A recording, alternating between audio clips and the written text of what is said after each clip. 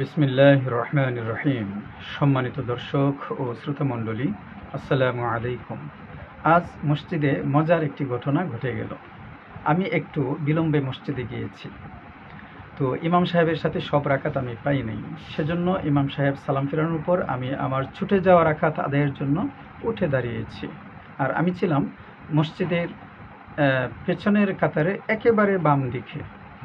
অবশ্য আমার বামে স্পেস খালি ছিল, মুসল্লি ছিলেন না, জায়গা খালি ছিল। তো সালাম ফেরানোর পর ইমাম সাহেব সালাম ফেরানোর পর আমার ঠিক সম্মুখে যে মুসল্লি ছিলেন উনি উঠে দাঁড়িয়ে পেছন দিকে চলে আসলেন। আরও অনেকেই চলে আসলেন যাদের সেফ এক্সিট ব্যবস্থা আছে।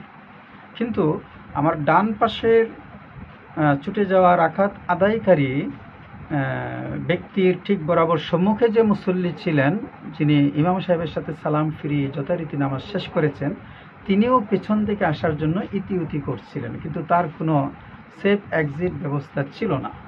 কারণ তার পেছন থেকে আমরা তার ডানে বামে আমরা নামাজে ছিলাম। তো উনি একটি চালাকি করলেন।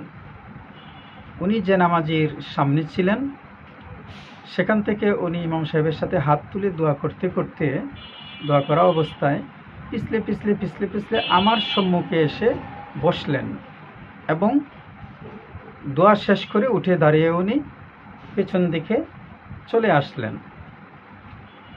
উনি সম্ভবত একটি মাসালা এটা জানেন যে নামাজি ব্যক্তির, নামাজরত ব্যক্তির ঠিক বরাবর সম্মুখ থেকে ডান বা বাম দিকে সরে আসা যায়। এবং আরেকটি মাসালা আছে, সেটাও সম্ভবত উনি জানেন যে নামাজরত ব্যক্তির ঠিক বরাবর সম্মুখে তার ডান বা বাম দিক থেকে যে দাঁড়ানো যায়। এই দুটো মাসালা উনি জানার কারণে উনি চালাকিটা করেছেন।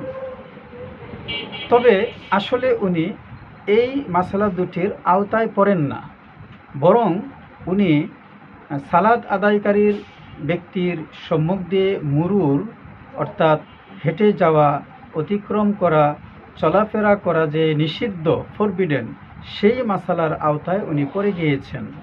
ফলে উনি কবিরা গুনাহ করেছেন। এই কাজটা ওনার জন্য হারাম হয়েছে, কবিরা গুনাহ হয়েছে।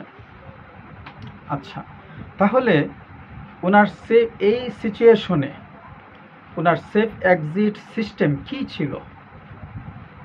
সেটা হলো, আরেকটি মাসালা আছে যে নামাজরত ব্যক্তির সামনের দিকে দুই কাতার পরে, অর্থাৎ সালাত আদায়কারী ব্যক্তির সম্মুখে দুই কাতার পর থেকে দুই কাতার সম্মুখ দিয়ে মুরুর অর্থাৎ অতিক্রম করা, হেঁটে যাওয়া, চলাচল করা, সব কিছু বৈধ, জায়েজ।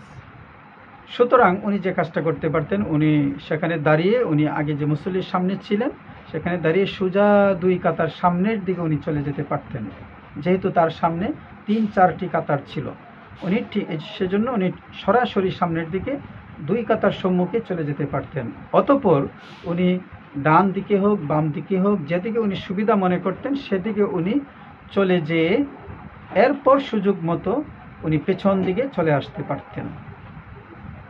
কিন্তু সেই মাসালা উনি সেটা বুঝতে না পেরে, এতটা মাথা খেলাতে না পেরে উনি যে কাজটা করেছেন, এই কাজটা হলো সম্পূর্ণ নিষিদ্ধ। আল্লাহ তাআলা আমাদেরকে তার প্রত্যেকটি হুকুম যথাযথভাবে জেনে বুঝে আমল করার তৌফিক দান করুন।